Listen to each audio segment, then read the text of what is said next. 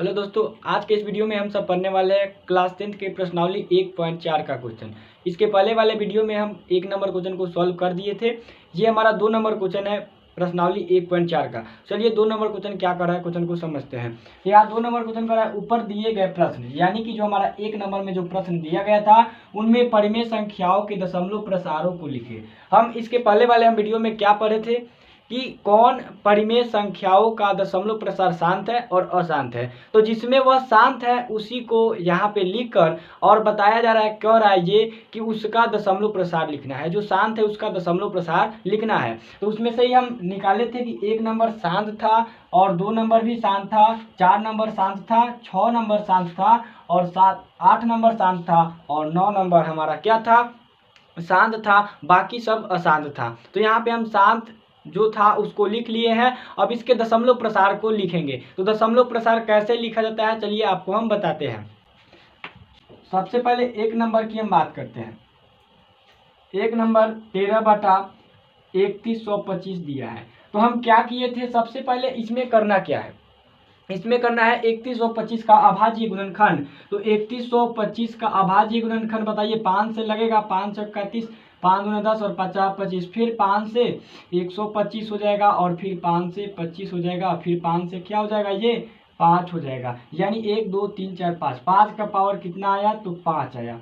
1 2 3 4 5 का पावर 5 आया। इसको हम लिख सकते हैं 13/5 का पावर 5। अब इसमें देखिए क्या करना है आपको, इसमें आपको करना है, यहाँ पे कर देना है आपको 2 का पावर 5 से गुना और 2 का पावर 5 से आपको कर देना है भाग। 2 का पावर 5 से गुना और 2 का पावर 5 से भाग क्यों करना है हम बताएंगे आपको।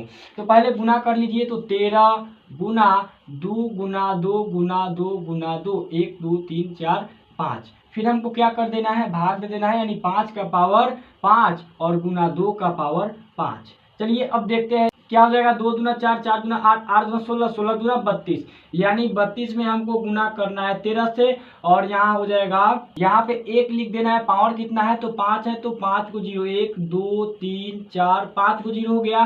13 में अब 32 से गुना करना है। 13 में हम 32 से अगर हम गुना करेंगे, 13 दूना 26, 13 तिया 39, 6 1 416, तो 400 यहाँ पे 16 लिख देना है, 416। अब यहाँ पे हो जाएगा 0 0 0 0 0, यानी 5 को 0। अब क्या कर सकते हैं इसको, तो 1 2 3 4 5 चाहिए हम दशमलव के बाद, तो इसको लिख सकते हैं 0.00416। ये हमारा हो गया 1 नंबर का दशमलव प्रसार। अब चलिए 2 नंबर का दशमलव प्रसार हम करते हैं। चलिए 2 नंबर को हम करते हैं। तो 2 नंबर हमारा दिया गया है 17/8।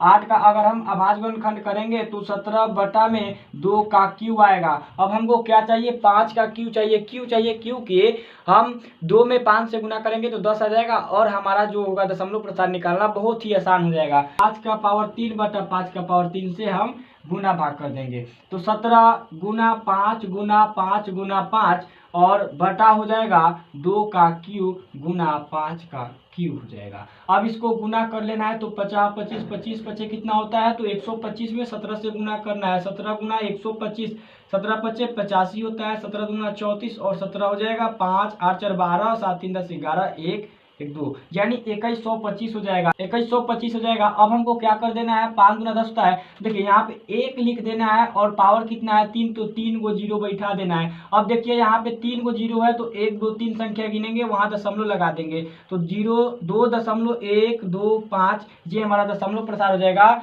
क्वेश्चन नंबर 2 का, 2 नंबर का। चलिए 4 नंबर हम क्वेश्चन का दशमलव प्रसार लिखते हैं, यानी 15/1600। 1600 का अभाज्य गुणनखंड करेंगे तो 2 से हो जाएगा 1600 का 800, फिर ये हो जाएगा 2 से 400, फिर ये 2 से 200, फिर ये 2 से 100, फिर ये 2 से 50, फिर ये 2 से 25 और ये 5 से 5 हो जाएगा। अब हम इसको क्या लिख सकते हैं, तो 15/1600 के जगह पे 1 2 3 4 5 6, यानी 2 का पावर 6 गुना 5 का पावर 2। अब इसमें देखेंगे हमारा 5 का पावर 2 का पावर 6 है और 5 का पावर 2 है, तो इसमें 5 का पावर और कितना चाहिए, तो 4 चाहिए। 5 का पावर 4/5 का पावर 4। अब हम क्या करेंगे,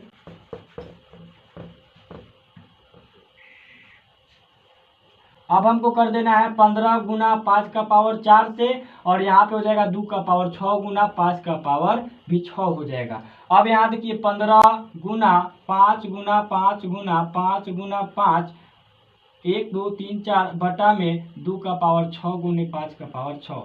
इसको हम लोग गुना करेंगे तो हमारा जो मान आएगा 9375 आएगा। अब यहाँ पे हो जाएगा 1 और पावर 6 है तो 6 गो 0, 3 4 5 6 0 हो गया।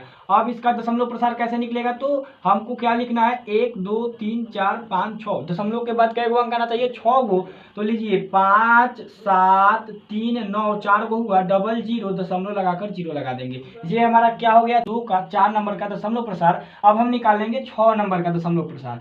6 नंबर का दशमलव प्रसार निकालेंगे 23 बटा 2 का पावर 3 गुना 5 का पावर 2। यहाँ पावर कितना कम है तो 1 कम है तो 1 से ही गुना कर देना है। अब देखिए 23 पचे कितना होता है, तो 23 पचे क्या होता है 5 3 15 का 5 हासिल 1, 2 पचे 10 और 1 11, यानी 115 होता है। और ये हो जाएगा 2 का पावर 3 गुना 5 का पावर 3।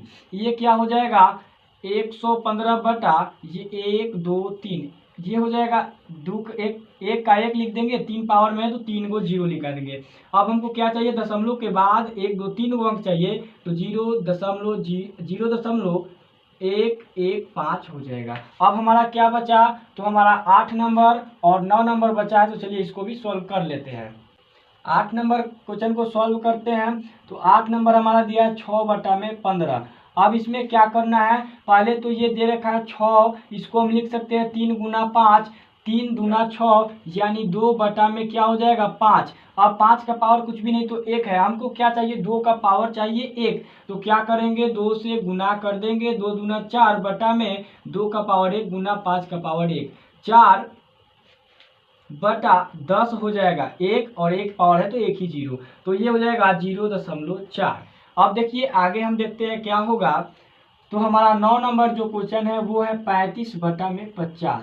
हमको क्या कर देना है 50 ये का अभाज्य गुणनखंड करेंगे तो 2 से 25 आ जाएगा और ये 5 से 5 हो जाएगा। इसको 35 बटा 2 गुना 5 का पावर 2, अगर हम देखेंगे तो 7 पचे 35 कर जाएगा, यानी 7 बटा 2 गुना का 5, ये क्या हो जाएगा 7 बटा 1 1 पावर है तो 10 हो जाएगा, ये 0.7 हो जाएगा, जो कि इसका दशमलव प्रसार हो जाएगा। मैं उम्मीद करता हूँ कि आप सबको समझ में आया होगा। चलिए अब हम 3 नंबर क्वेश्चन को सॉल्व करते हैं। ये 3 नंबर हमारा क्वेश्चन आया प्रश्नावली 1.4 का, यानी कुछ वास्तविक संख्याओं के दशमलव प्रसार नीचे दर्शाए गए हैं। यानी कि जो नीचे दर्शाया गया है वास्तविक संख्या के दशमलव प्रसार है। प्रत्येक स्थिति के लिए निर्धारित कीजिए, यानी प्रत्येक स्थिति के लिए हमको क्या करना है निर्धारित करना है यह संख्या परिमेय संख्या है। यानी हमको निर्धारित क्या करना है कि यह संख्या जो है परिमेय है या अपरिमेय है, यानी परिमेय है या परिमेय नहीं है। यदि परिमेय संख्या है और P बटा Q के रूप की है, यानी अगर ये परिमेय संख्या है और P बटा Q की रूप की है तो Q के अभाज्य गुणनखंड के बारे में आप क्या कह सकते हैं। तो चलिए इसको कैसे सोल्व करें हम बताते हैं। बात करें 1 नंबर क्वेश्चन की 43.1 2 3 4 5 6 7 8 9 की, तो ये शांत होगा क्यों, क्योंकि इसका दशमलव प्रसार रुका हुआ है। तो ये रुका हुआ है तो क्या है 43.1 2 3 4 5 6 7 8 9।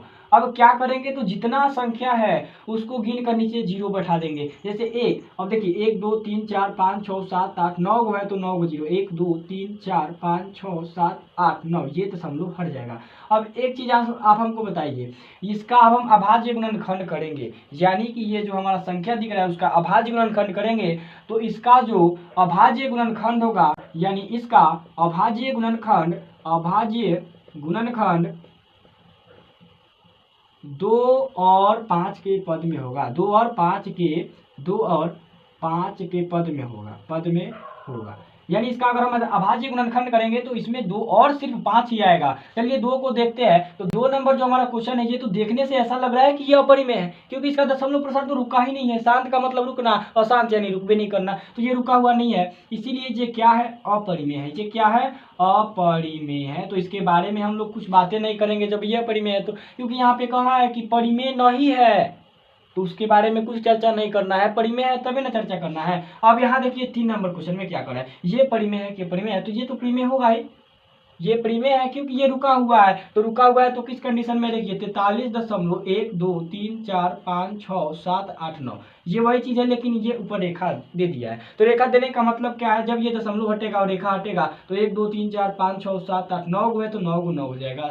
1 2 3 4 5 6 7 8 9 गो 9 हो गया। अब ये क्या हो जाएगा, तो 43 1 2 3 4 5 6 7 8 9, 1 2 3 4 5 6 7 8, ये 9 9 9 9 हो गया।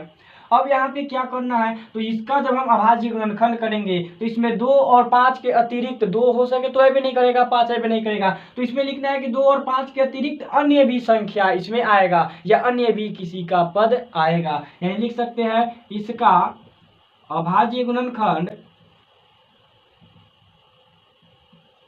2 और 5 के अतिरिक्त अन्य संख्या भी आएगा, अन्य संख्या भी आएगा।